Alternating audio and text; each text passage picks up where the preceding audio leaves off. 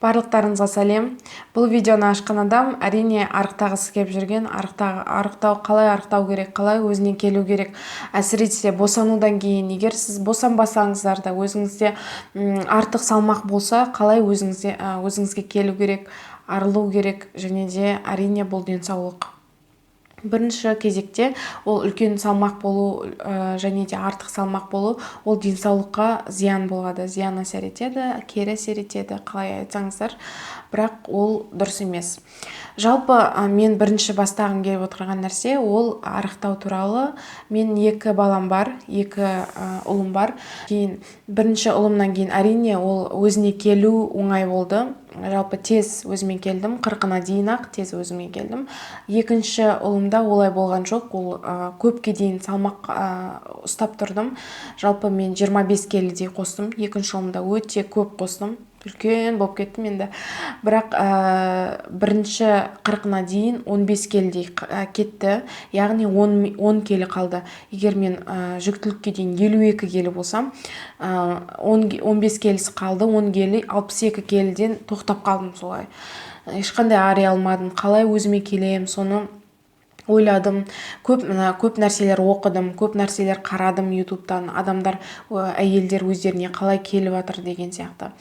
Мен сіздерге соны бөліскім келіп тұр. Бұл негізі 3 видеодан тұратын болады.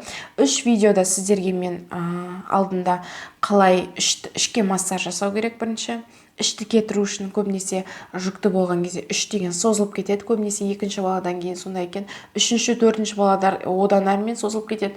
Оны қалай өзіне келу керек екен, сол туралы сөйлесеміз. Және де ішке қалай өзіміз массаж жасаймыз, және де қалай массажный роликтер арқылы массаж жасап өзімізге келеміз, және де қалай тамақтанамыз, және де қалай жаттығулар жасаймыз, сол туралы сөйлесеміз.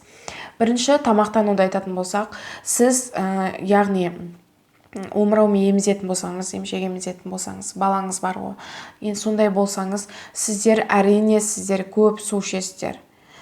Туған әйел көп су ішеді, өйткені ол емізіп жатыр, сонымен көп жаңағы сүт бөлініп отыру үшін сіздер көп су ішесіздер. Және де былай, егер сіз тумаған әйел болсаңыздар, арықтағыңыз келсе, бірінші сіздерге айтатын көп су ішу керек.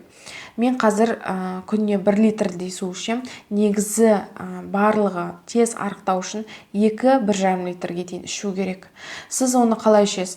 1 бутылкаға салып қоясыз. Ішіне лимон қоссаңыз болады, ішіне алоэны қоссаңыз болады. Мен қалай арықтауға болады деген сусыным бар, сол ішіне құрамындағы, мысалы мен лимон мен алоэны қоссаңыз болады.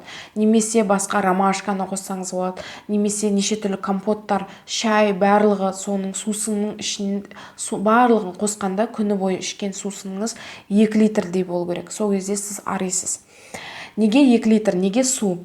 Сіз тамаққа дейін егер 1 стакан су ішетін болсаңыз, әрине сіздің асқазаныңыз толыйды шамалы.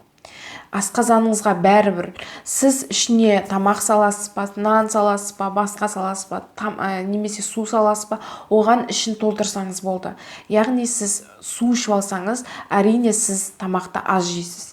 Егер су ішпесеңіз, яғни әрине сіз көп тамақ жейсіз.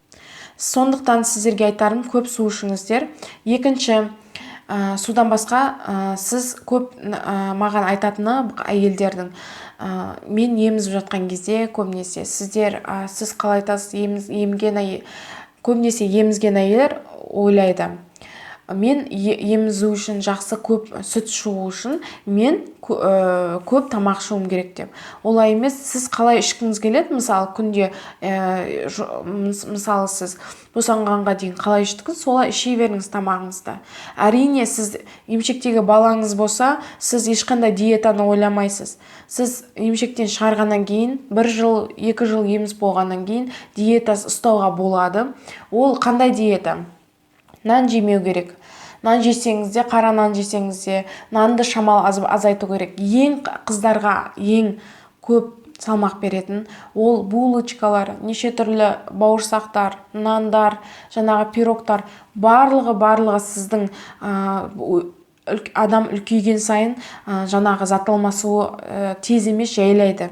Сіз жас кезіңізде зат алмасу тез жұмыс істейді, ал сіз үлкейген сайын зат алмасуыңыз жай жұмыс істейді. Сондықтан барлық жеген нәрселеріңіздің бәрі ішке, аяққа, бетіңізге, бәр жерге жинала бастайды май ретінде. Сондықтан сіз арылу үшін жаймендеп нанды, ұннан жасалған тағамдарды азайту керек. Солай. Және де егер тез болмаса да, бір күнде болмаса да жайлап азайту керек. Сондықтан және көп үшінші нәрсе, сіздерге айтатын үшінші, көп қимылдау керек. Үйде отыра бермей, спортпен айналысыңыз, просто қимылдаңыз, бір жерге барыңыз, балаңызды, егер кішкентай балаларыңыз болса, серуендеңіз, жүріңіз, сол кезде арисыз. Қорытындылай кететін болсақ, су ішіп отыру, көбінесе 2 литрде күніне, нанды азайту, ұннан жасалған тағамдардың барлығын азайту, қыздар азайту керек. Егер арықтағыларыңыз келсе, ешқандай сіздерге шайлар көмектеспейді. Маған жазады, андай шай бар екен, андай дәрі бар екен арықтауға. Қыздар, егер сіздер жаңағы дәрілерді ішіп алғаннан кейін бір аптаға дейін көмектеседі. Одан кейін сіз ішіп болғаннан кейін сіз қалай тамақтандыңыз, дәл солай қайттан сіздің салмағыңыз қайттан орнына келеді. Сондықтан сіздерге әрине ол тамақ жеген сайын сіздің салмағыңыз қайттан орнына келеді. Олай болмас үшін сіз тағамыңызды азайту керек. Тағам азайтқан сайын сіздің ағзаңыз соған үйренеді. Өзі кішкентай тамақты жеп, соған тойынуға үйренеді. Жаймендеп, ол деген бірден болмайды, 1 айда болмайды, 2 айда болмайды, 3 айдан кейін сіздер өзіңіздер сезінесіздер. Сол кішкентай тамаққа тойынатын боласыздар. Және де көп қимылдау керек. Егер жақсы жағдайда айналысқыларыңыз келсе, әрине спортпен айналысу керек. YouTube'да неше түрлі фитнес бағдарламалар бар, қыздар бар, көрсететін қалай спортпен айналысып көрсету керек. Солардың біреуін ұнаған, біреуін алып, күнде солардан қайталай беріңіздер. Спортпен айналысаңыздар, әрине ол керемет нұрдың үстіне нұр арықтауға. Және де келесі видеоларда мен қалай массаж жасау керек ішке, және де қалай жаттығулар жасау керек ішті кетіретін, сол туралы видео болады. Келесі кездескенше сау болыңыздар.